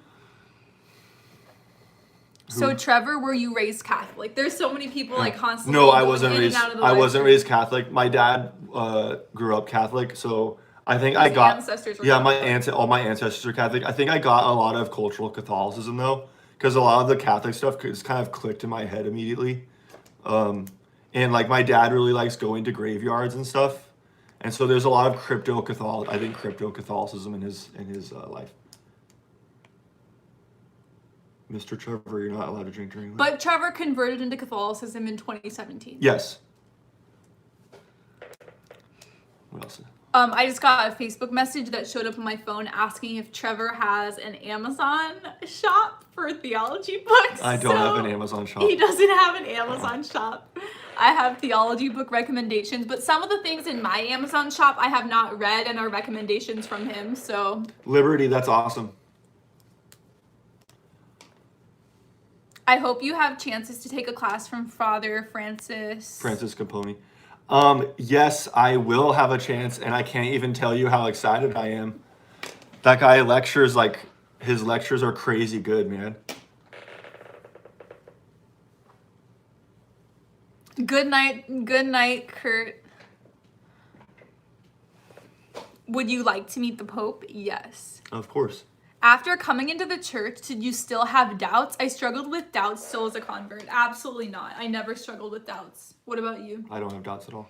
Yeah, no. I don't think I ever had doubts about it. Maybe at the beginning, but only again not because of intellectual reasons. My intellect was so well fed by I had a really freakishly good RCIA program, so not normal. But it was a lot of it was emotional doubt. For me, once I saw the real presence in the Bible in John 6 and read St. Ignatius in the 1st century talking about real presence, that did it. And it was like 100% they believed in the Eucharist. So the Catholic and Orthodox churches are the original church. It narrows it down a little bit. Yeah, it completely eliminates Protestantism completely. Yeah. My cousin became a Dominican sister. How come they take away their phones? Why do they have to live such a strict life? To become more holy. It's a positive thing. Yeah, it's partially it's because of focusing on contemplation. So they just want to focus so specifically on the next life and prayer, and so they're praying for you too. Like they're praying for everyone on earth, and so like if we believe in the power of prayer, then we want as many people in that situation as possible. And of course, like we miss them, and they miss us. In the Nashville Dominicans, they have a really vibrant life. It's not dark and cold. Not all the time. What question would you ask Pope Francis? I would ask him for personal prayer requests for him so that I could pray for him. What is your PhD in? My PhD is in theology, but I focus on historical theology and systematics, which really just means I do whatever I want. And I really like liturgical theology. That's one of my most recent things. But a lot of my research is on forsakenness and what does it mean to be God forsaken and stuff like that. So. Rachel says, I'm in RCIA right now and struggling to understand what Catholics believe about the new earth and resurrection. I come from a mixed, okay, that makes sense, Jehovah's Witness and Baptist background, mostly Baptist thoughts. So you can take this away because I have no curiosity on this issue. About new earth and resurrection. I guess like you have to get more specific on that because there's a lot of like when Baptists become Catholic, there's a lot of moments where they'll ask a question. He's like, well, when does the tribulation happen? And then in catechism we'll be like, no, we don't believe that. And or like, like we don't interpret Revelation that way, or different stuff like that. But so there's like a really great, if you really want something to read, and I've mentioned his name multiple times, Thomas Joseph White. He has this book called The Light of Christ, and he really succinctly describes the 4 last things in the end of his book. And so I would consider looking at, and you could probably look it up on Amazon and like not even buy it and just scroll through the preview and find the section, and it like really describes the 4 last things really well. Mimi, I just screenshotted your prayer request, so I will pray every single day for your conversion, because I know that's so scary. Caitlin, you have awesome taste. Oh, sorry. You can go. Yeah, I was like, Caitlin keeps describing her intellect, her interest. It's like, yeah, dude, come on. I always wondered what Jesus meant on the cross when he asked God why he had forsaken him. So he felt forsaken because God would put him in such a dark situation. So I perfectly understood what Jesus meant when he said that when I was in depression, because I cannot feel God in depression. I feel like God has turned his back on me and is not there for me. And I feel zero emotion. And that's how Jesus felt on the cross. So he was actually quoting a psalm. Mm-hmm. And the word forsaken is the same word for divorce. Oh, that's interesting. Yeah, so in the word, when Adam and Eve are forsaken from the garden, when in the psalm which Jesus quotes, it's the same word. And then when Jesus is, so it's just a chasm. It's like something is like an emotional thing. Yeah. Thank you for the donation, Michael. Thanks, Have you Vincent. guys checked out Jonathan Paju? And what do you guys think about the future of the faith taking mystical, Taking mystical, symbolic, then intellectual. I've never heard of that person, but I'll look him up. Jonathan. Save that for later. What is your favorite Christian feast that doesn't seem Christian? E.g. Valentine's Day, Halloween, St. Patrick's Day. I don't really like Halloween. I love Halloween. Okay, so that's yours. I don't really like St. Patrick's Day because it's just about drinking, so it's become kind of meaningless. But Trevor, have you read The Spirit of Catholicism by Carl Adam? I have not read that. That is another book I'm going to have to look up. But you guys are giving me an excellent reading list, so. Yeah, he's taking notes. Do you have any ideas on how I can enjoy my theology class in high school? It's so boring. The teacher is a deacon who's really nice, but all his classes are boring. That's so sad. Ask questions, pray during class, take notes. Not visibly though, that'd be rude. But I don't know. I think having good questions and coming ready to discuss might help you. That would help me. I mean, I have a bad habit of interrupting teachers, so I try not to. But I think one of the most the key thing is just asking good questions, and maybe that will bring something out of this person. That because especially like you have a deacon there, so you could maybe search for what was the passion that helped him decide to be a deacon. That would be another thing to do. What do you guys think of theosis? Yes. Deification's a good thing. Yeah. Isn't that more of an Eastern thing? Deification, that's the Western term for theosis. Oh, okay. Lizzie, does that mean that Valentine's Day is your favorite Christian feast that doesn't seem Christian? Probably. Yeah. I never really enjoyed Valentine's Day until getting into a relationship. So he was my first ever relationship during Valentine's Day. So, Trevor, why did you like my last Instagram post? Because it was your Instagram, man. That's why I liked it. I have to go study. Thank you for all the advice. Bye, James. Have fun. How did you two meet? You seem very suited for each other. So we both went to Pepperdine University. We had a class together. What if you've done something unknowingly before confession and didn't confess it? Do you still get punished for it? Confession's a general absolution. No, you don't get punished for it. But you don't get punished for it. But me personally, this is unnecessary, but if I sinned in the past and I didn't know it was a sin, I'm going to go to confession on next weekend, and it's not even a mortal sin. I just realized that I've been doing something that I think is wrong, and I didn't know it was wrong. So I'm going to go to confession, but technically I don't have to go to confession because I'm already absolved from it, because it isn't a mortal sin, because I didn't know I was doing something wrong. But I still go to confession. Yes, John Henry Newman, awesome. Awesome book. I literally today just recommended that to Liz. Literally just did that today. If you were unaware, then what you did was a sin, you will not be punished. Yeah. Even though we go to confession, we still have to be purgated, correct? There's still temporal effects of your sin. So that's, you could pray. Now I have to like Trevor's Instagram post, challenge accepted. I like that. Could you explain indulgences during the Reformation? Take it away. Why do you keep saying take it away? I don't know.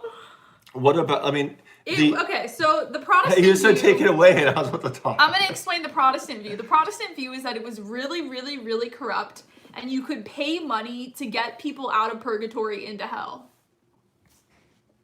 Not into hell, into heaven. Into heaven. Sorry, you guys.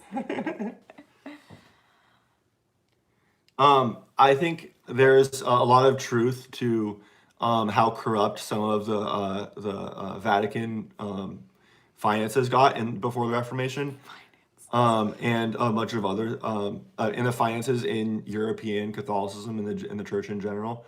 But at the same time, there are so many polemics happening in the Reformation period that it's really hard to take a lot of, say, like what Martin Luther says at face value, because he just says things that are like this flat out, like about what Aquinas said, that is just flat out not what Aquinas said. But at the same time, he's responding to people, like to priests who don't know Latin, and so they're doing the mass, and it's gibberish. And so that's why after the Council of Trent, seminaries are created to make sure that the priests know Latin, that they're not, being help stem corruption. So I think like if Martin Luther lived, he may have changed his view of indulgences. And it's also really polemically, because money is involved with it. It always had, at least in that sense, because indulgences touch around a bunch of things. There's not just indulgences with money. There's indulgences with like certain kinds of prayer, certain kinds of actions that you can do, and it's all basically participating in God's healing actions towards the earth. And so that's kind of what the idea, and to stem and heal the temporal effects of sin, because you sin, and there's still you're forgiven for it by God, but there's still like people are still hurt by it. People are still affected by it, and I think that's one of the things that indulgences, and obviously time in purgatory, but that's all wrapped up together. So. Trevor, do you listen to Protestant apologists like Ravi Zachariah and William Lane Craig? I recommend William Lane Craig to people, especially if they're reticent to consider Catholicism, because I think he helps formulate answers to a lot of like atheist questions that are really good. But he also is willing to talk to Catholics. Matt Fradd talked to William Lane Craig on his channel. Bishop Barron has publicly met with William Lane Craig. So, and he's polite, and also willing to converse with Catholics. And I think that is and it's not the bad kind of ecumenical dialogue where Catholics just capitulate to Protestant beliefs. It's like actually like really good arguments. Ravi Zacharias, he has some trouble kind of brewing out his circle. I've met Ravi Zacharias actually. Me too. He came to Pepperdine. Yeah, he came to Pepperdine. Yeah, yeah. And so he's I don't really listen to him as much anymore, but I'll still give William Lane Craig a listen every once in a while. Someone has asked multiple times, what is the Protestant view of the communion of saints? So it depends on the Protestant church. Like Anglicans would definitely agree with Catholics that they're in heaven right now and can hear our prayers. My church growing up thought that after people died, their souls didn't go to heaven immediately, not until the final judgment. So we didn't think that we could communicate with anyone in heaven. I don't think most Protestants think that you can. Yeah, Trevor, I actually just encountered him. I'm doing a research project on Saint Joseph in liturgical and the Eucharistic prayers of the church, and he's actually one of the main figures in especially I'm reading the letters of Karl Barth. So I'll look up that book, and that might help my research, actually. Thank you, Lizzie, for answering my question. You're welcome. What is your favorite song of Mass? I love the Gloria. What is your favorite song? I love when we sing the Our Father prayer.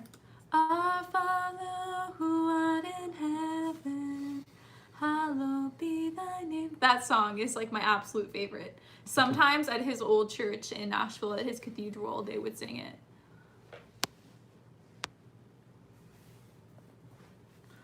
What do you guys do for jobs? So I'm a YouTuber. I'm also a part-time campus minister. He's a PhD student in theology. Trevor, sucky. Oh gosh. Okay, this person's a troll for sure. Sucky. Can Lizzie sing to us now? We need to talk about this baby. That's so funny, man. Liz, I have something to tell you. This sucky person. It was timed. Thanks, AV. We sing the Gloria. Yeah, same. I was gonna ask you guys to sing the melody of your Gloria, so then I'm like, oh no. Gloria I love you God too so the much. highest, and on earth, peace to people of goodwill. We praise you, we bless you, we adore you, we glorify you. That's the melody that we sing in my church. What about you, Trevor? Do you want to sing for everyone? I'm not going to sing for everyone because that's not my my thing. Lizzie, are you going to sing at my wedding still? No, you do not want me to sing at your wedding. I'm sorry, I thought the name was Gloria in English. Thoughts on Francis Chan.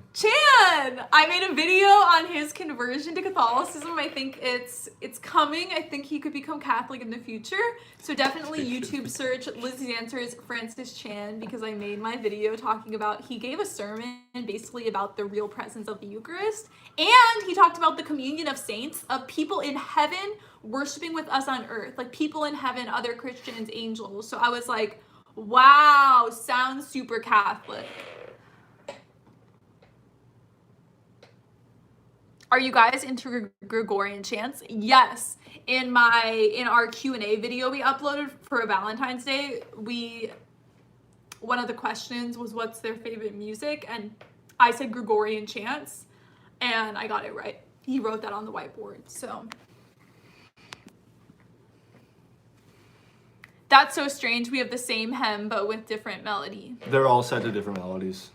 Yeah, everyone has a different melody. Black box. I'm from the Diocese of Lincoln in Nebraska, and our diocese is very traditional. Like there aren't female servers. I just tweeted about this. I think it's really weird when you don't have females participating in the mass.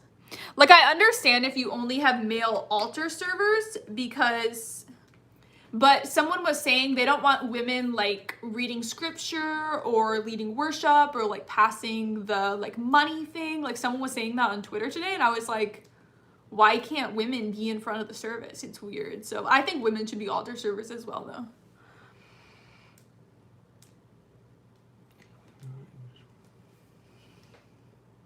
though. Vincent, the black box is a camera. I have a bunch of antique cameras. Oh, yeah.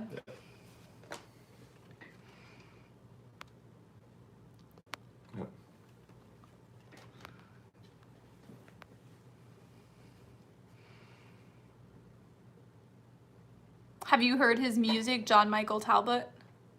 No. Yes. He quoted Augustine once, I remember. Google account. Who are your favorite Gregorian chant monks and groups? I have Amazon Music and YouTube Music. Wait, can you please tell me? Because I have an Alexa, what to do on Amazon Music. Female cantors are great. Lizzie, I like the Gloria from the Heritage Mass. It's very reminiscent. Yeah, Heritage Mass. That's awesome. Awesome Heritage Mass. Lizzie, remember me? I used to be Joey Betts, but I changed my username. I do have a vague memory, yes. Finally home from the hospital. How was it? I loves Hems from Mount Athos. Lizzie looks great today. So does Trevor. I'm an ex-Catholic and am much happier now as a deist. Interesting. Trevor, do you work out? I do not at all. I probably should though. Lizzie, would you want to sing in Latin? Yes. I don't know how to pronounce Latin though.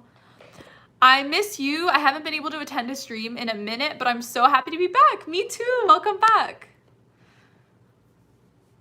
Lizzie, can you pray for this one guy? Yes. I just screenshotted that. I will add it to my rosary intentions tonight. Okay. This is a good question about bipolar.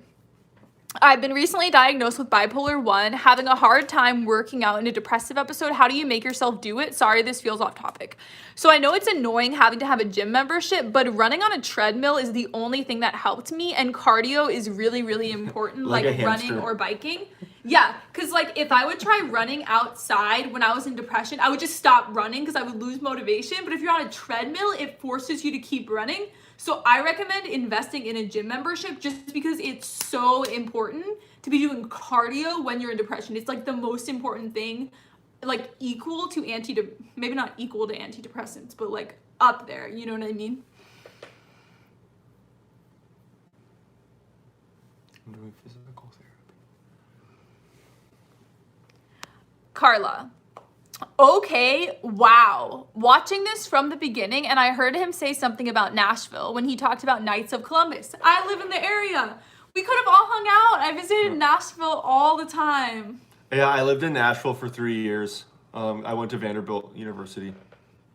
Former Protestant Catholic convert, thank you guys so much for all you do. Lizzie, you were a big reason I converted. God bless you. God bless you too.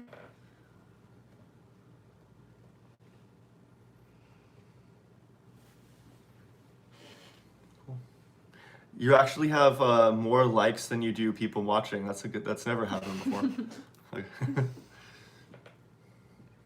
When are you coming to Boston? Come in the spring. It's beautiful. I'll let you know. Sing us a Catholic song with Trevor. No way. Trevor actually has a better voice than I do. He's like a really strong, powerful voice. He just had zero vocal training growing up. So it's like, it's easier for me to sing in key and like read music and stuff because I grew up in choir my entire life and I played viola and I play guitar. So he has like a better voice objectively, like way better voice than I do, but just without vocal training. So I guess like we equal each other out, but I love his voice. I absolutely love being in mass and singing together. Do it, Trevor. I'd disappear.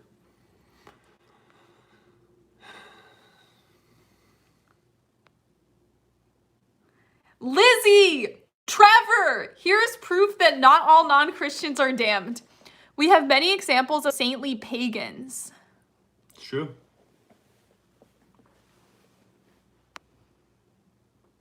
Job is a good friend of mine. Would you like to assist to Mass in Spanish? That would be really cool. I've been to Spanish Mass before. I'm listening from a distance. What does that mean? Trevor, tell us something in Latin. Fides quorens intellectum. You want to translate it? Well, I mean, it's really, I know it's really common, but it's the faith seeking understanding. You know Job? How? Lizzie was a big factor in my conversion, especially because of her Mary was a perpetual virgin video. Thanks to Lizzie, Scott, Hans, Steve, Ray, and Catholic Answers, I'm now an RCIA. Welcome home. We're so happy you're Catholic. Thoughts on Saint Bernadette? She's my confirmation saint. So cool. So recently I was actually reading about the apparition, the Our Lady of Lourdes, because I made a video talking about relics. And I remember vividly Saint Bernadette's incorruptible body. I edited her body into my video. And so I had no idea that she was for Our Lady of Lourdes. And the craziest thing I read about the apparition is that Mary was young. She was like 12 years old, like 4'5". She was really young in the apparition, and then the way they portrayed her at the Our Lady of Lourdes site is totally different than how Mary actually looked at the apparition. So I'm still doing more research into what the apparition, like, actually, what she said and the messages she spoke. But I read about, like, the healing water and everything, and, like, the drama with the Vatican and, like, the drama with the city and people There's not always believing drama her. with the Vatican, yeah. Yeah, so give me resources of where to read more about Our Lady of Lourdes. I'm so curious. That's so cool that she's your confirmation saint. Do you think the Sacred Heart is actually heart-shaped? What are some banger hymns? I don't know. There are no banger hymns.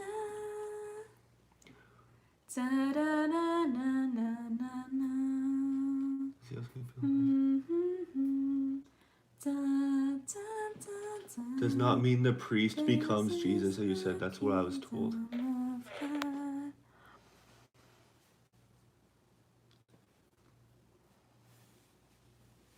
Any other questions that you have in here, or are you just kind of reading through them?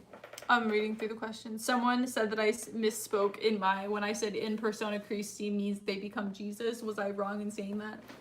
Yeah, I mean, they're not Jesus. They're in the person of Christ. Yeah. Thank you for the donation. Have you ever heard of Saint Philomena, the Wonder? Philomena. Philomena.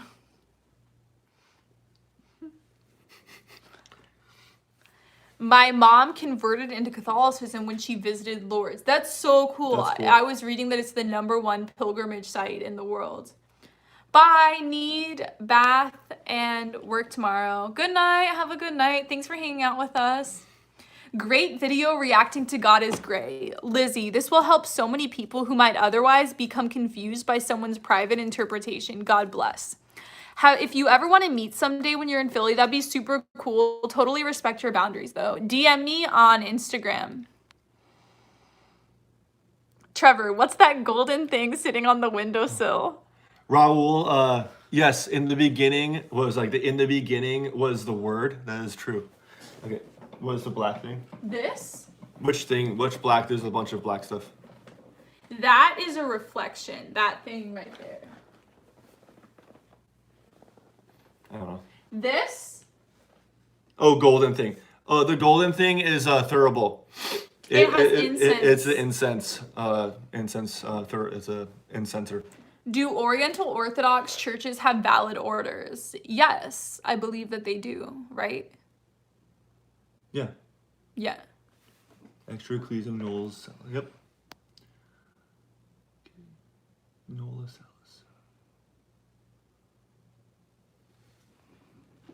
Oh, okay, gotcha. Yeah, it's pretty cool.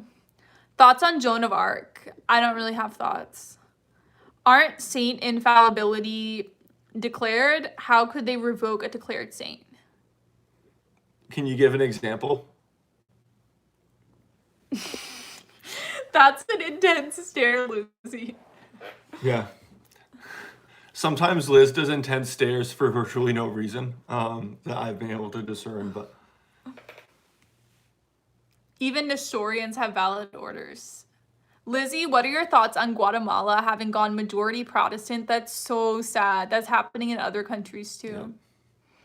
Someone said they thought Philomena wasn't a saint anymore in the comments. Oh. Saint Clement? What I mean is, do you think the Sacred Heart is actually shaped like this? Yeah, I know. I knew that's what he thought. That's why I thought it was funny. That would be freaky. How much did that guy donate to you? $200. Although when I saw St. John Vianney's heart, it did kind of look like a heart. What do I do to become a canonized saint? Live a holy life. If you have an apparition of Virgin Mary, what would you ask? What would you ask her? How to live a more holy life. Father Ripperger, is he the one where people tell me I should go talk to him because my bipolar is demon possession? Is that the guy? Is there a specific reason she couldn't be considered? Guatemala has had many people convert to Orthodoxy. That's better than Protestantism for sure. Thank you so much for answering my question. You're welcome. Orthodox Christians don't have nun orders. Yeah. Vincent, that sounds like a scary story, man. How many countries have I been to? I've been to Canada and Mexico, and obviously the United States. That's it.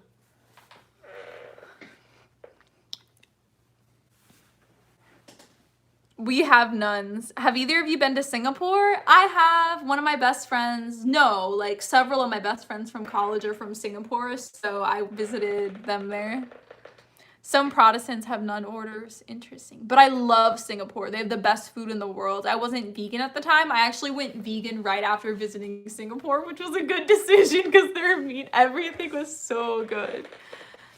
Have you been to the Basilica in Washington, D.C.? Multiple times. Yeah, I was in there for 6 hours. So I find it funny that Trevor answered the question. Which question? The hard question. The churches in Singapore are beautiful. I actually never got to go to churches there because that was back in like 2015. Hi, Lizzie. Noah says, Oh, the graveyard one. Yeah. I'm obsessed with ballet and I want to be a professional ballet dancer, but I also think it would be cool to be a priest, and I know there's a big shortage. Do you think I could be both? That's a good question. I don't know if you're a priest. I'm not sure if you'd have time. But there's this priest on YouTube who's a singer and like tours and stuff. Yeah, Talk to your vocations office. So talk to the vocations office. I'm from Washington State, as is my whole family.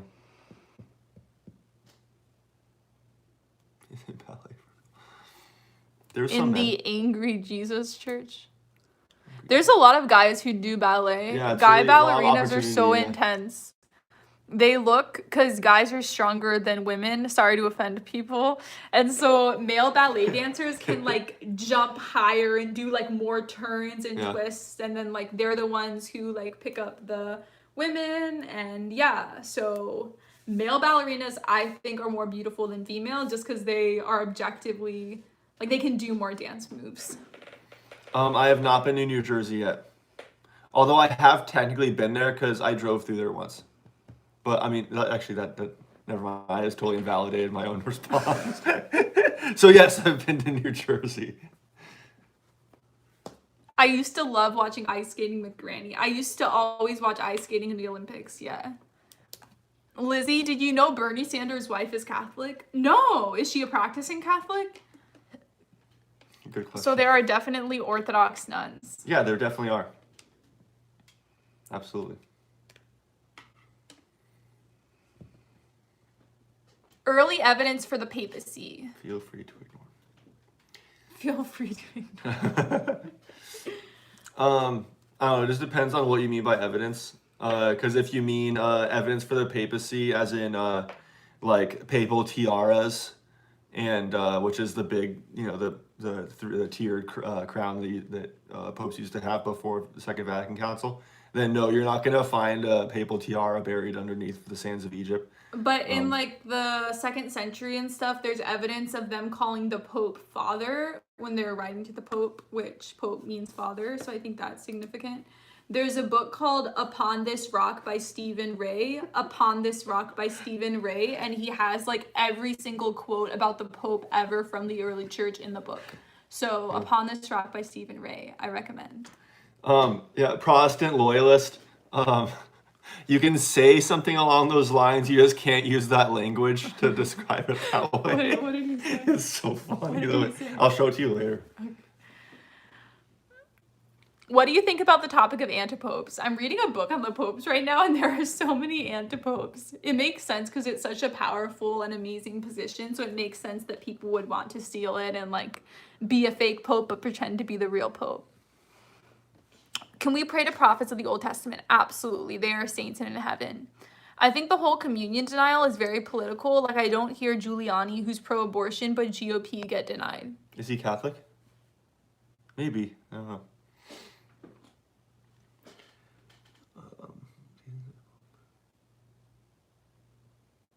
Come on, guys. Yeah, I get more questions coming up in here. If you ever come to Mexico, you're welcome to stay at my home. I would absolutely love to. That's so sweet.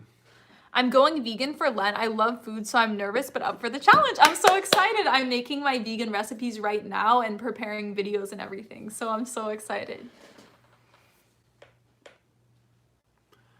Have you ever investigated the evidence from the Protestant side and Catholic academics against an early papacy? Yes. There's a couple books about it. Disagree over historical questions or the interpretation of some early documents and stuff. Or deals with the devil existed. Who knows? What is the difference between Pope teaching and dogma?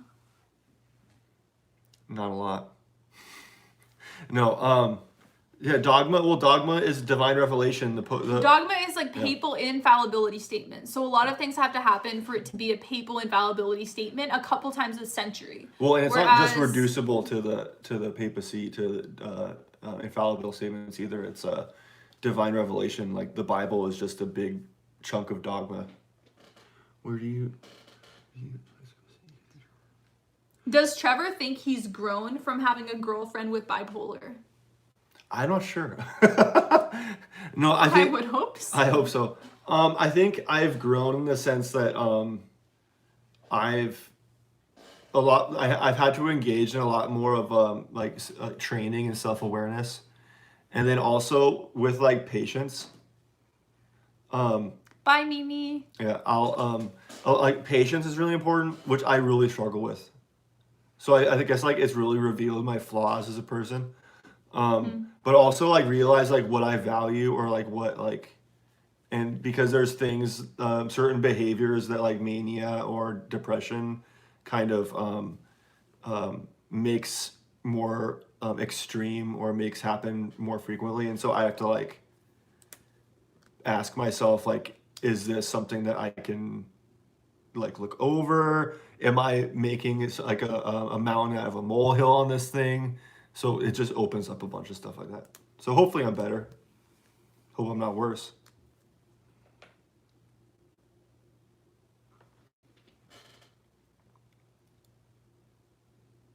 Yeah, and Lizzie told me about her bipolar from like the very beginning, and she actually reminded me when we like when she talks about it all the time, so it's like impossible to forget.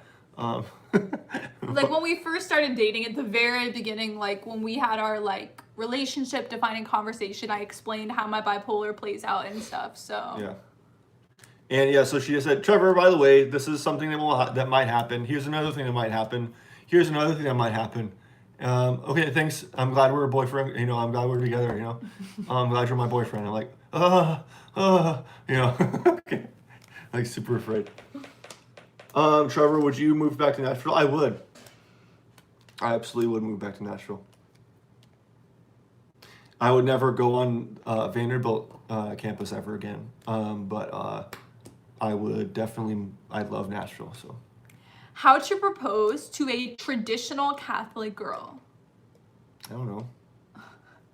That was one of the questions they gave for Trevor. I've never done that before. Do you have any Turkish Catholic friends? I'm a Turkish Catholic and I love your channel. I do not. I don't. I did not go to Mexico City. When I went to Mexico, I was like in Tijuana and Tecate. Which is really far, which is like really close to the border. So. Here's a controversial question. Is the charismatic movement actually something we should participate in? It feels Protestant.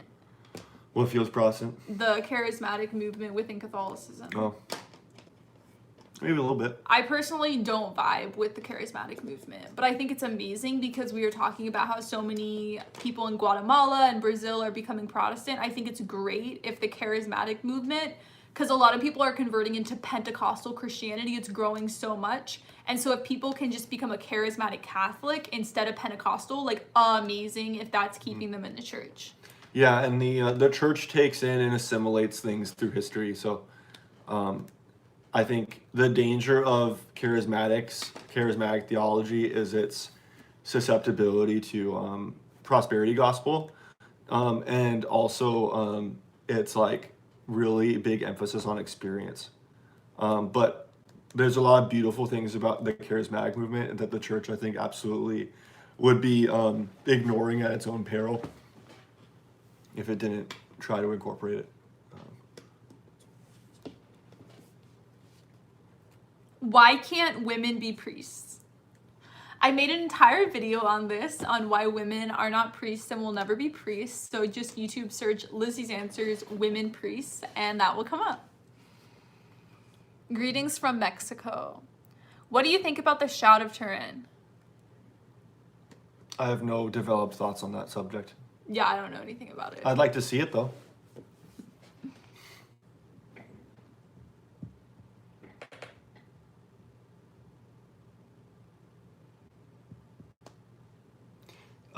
The Book of Enoch. Have you ever read the Book of Enoch? I have.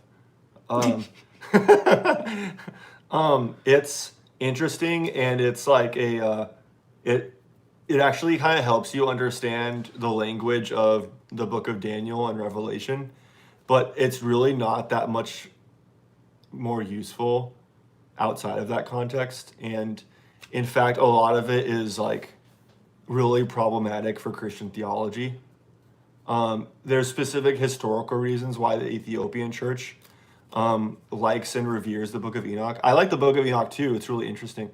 It just doesn't have, there's just parts of it that I think it's good that we don't have that as scripture. Was Enoch in the Torah? Someone asked that. Yeah, Enoch is mentioned in the Torah. That's why they made a book. So people were like, there's this figure named Enoch in the Old Testament who God takes. So he's assumed into heaven. Like he's like Mary was assumed into heaven. Or like Elijah was assumed into heaven. But we don't know a lot outside of that. And so people in a later tradition said, well, we're going to write a whole book about this guy. And so it's kind of a bunch of fables.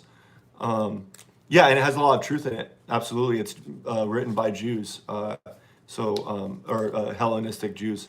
And so it has a lot of truth in it. And obviously the Bible quotes it. The book of Jude in the New Testament quotes from Enoch. So it's there's a lot of truth in Enoch. Absolutely. Trevor, do you like snow? I like it when I don't have to drive through it.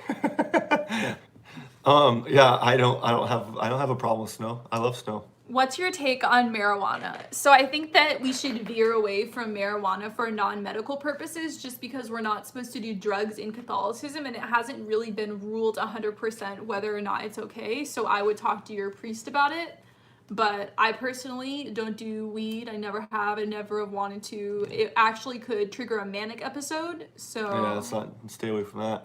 Yeah. I smoked a lot of weed in high school. Wow, this is getting open. But the best time of my life started when I stopped smoking weed. So for that reason alone, I would never do it because it's just like my mind became clearer. I stopped getting into trouble. And that was just where it led me. And so I just don't. And for younger viewers, it causes permanent brain damage if you're a teenager or a young adult. So you should never be doing it unless you're in your mid-20s. And there was a lot of old research when I was in high school that said it was harmless. But it does enough. There's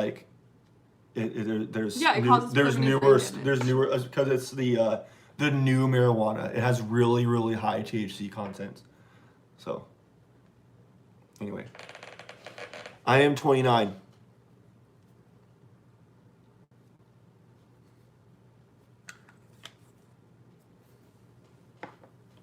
But obviously, like, for medical reasons, it's okay. Like, I know a lot of people, one of my friends has debilitating OCD, and it's, like, the only thing that helps her more than, like, all these psychiatric medicines she's tried, and I know for a lot of diseases, so.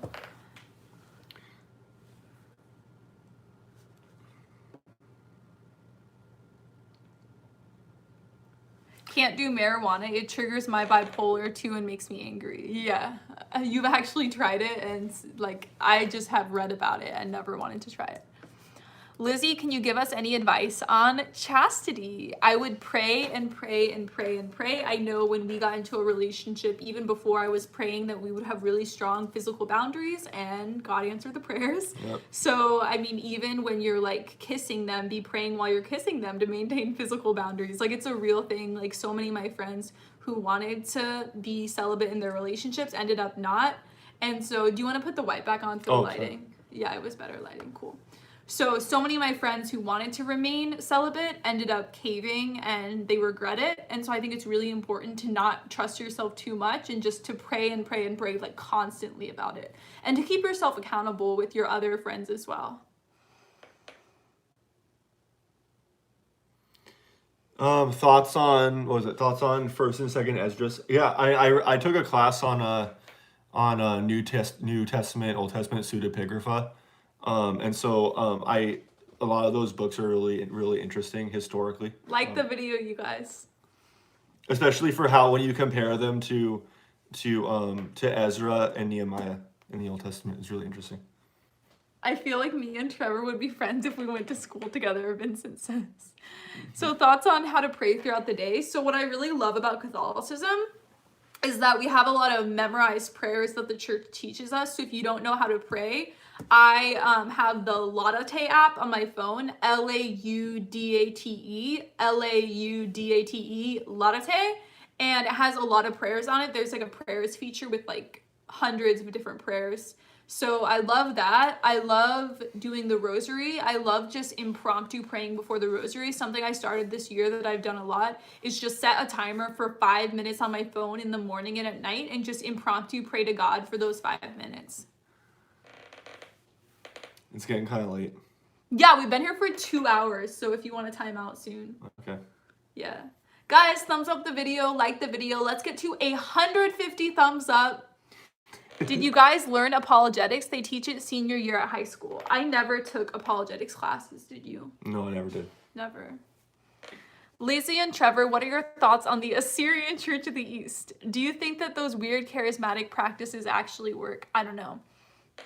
Bruh. Okay, bye, Fatima. Greetings. We're gonna go soon too. Yeah, thanks, Trevor. Nice I'm to getting meet really you. tired. Thank you too for your goodwill. Nice to meet you too, man.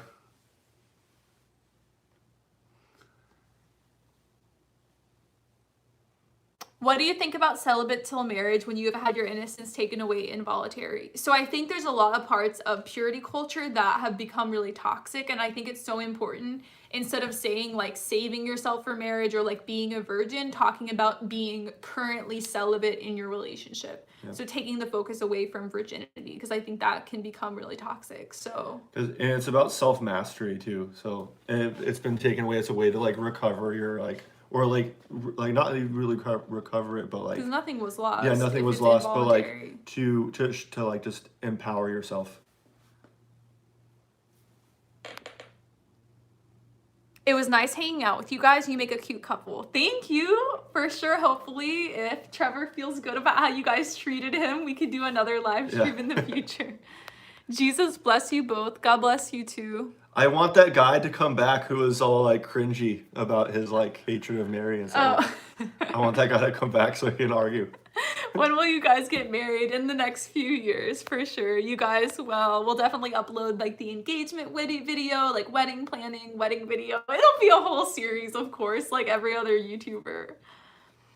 Unapologetically correct. Wow, that's a lot of Bibles in the back. Yeah. Yeah. I collect Bibles. Trevor, it's so nice to meet you. You're a really chill dude. Thanks. I'm going to have 48 children. Man, if you can do it. Is that your man? Yes, it's my boyfriend if you just got here. We actually have been streaming for 2 hours, so we're about to go. But the entire stream is going to be uploaded to my YouTube channel, so you guys can watch it once we leave. Totally bring back Trevor. Good to see you both. It was fun. Peace be with you. What books do you recommend to Baptists? So if you Google Hey, Paris. Lizzie's Answers Amazon shop, Lizzie's Answers Amazon shop, a website will come up, an Amazon webpage, and it has all my book recommendations that I recommend you to read. I also made a YouTube video, top 20 theology books. So go to my YouTube homepage and you will see that video. Honestly, the most frightening part of being Catholic is having too many kids. How have you been together? We've been together for 3 years. I'm going to rewatch this stream to see me get banned from messaging for an epic message. What about you, Trevor? Do you think that those weird charismatic practices actually work? I'm gonna say I don't know on that one. God bless you both so much. This was so fun. I hope Trevor comes back. May God grant you many years. Cool. Well, it was nice meeting you guys. Any other last minute question? Another story for another time. Yep. Yeah, keep going on your education, Caitlin. It sounds like you're going to some cool areas. So. Good night, you two. Good night. Good night, Solus. I was raised. People are just gonna keep going and going and going. Yeah. Unapologetically Christian. Yeah, absolutely. Bruh. Guys, thumbs up the video, like the video if you haven't. Thank you so much everyone who sent super chats. Thank you everyone who lived and sent us questions. We had so much fun hanging out with you guys. I love you all so much, and I will see you in my next video. Do you want to say bye? Bye. Bye.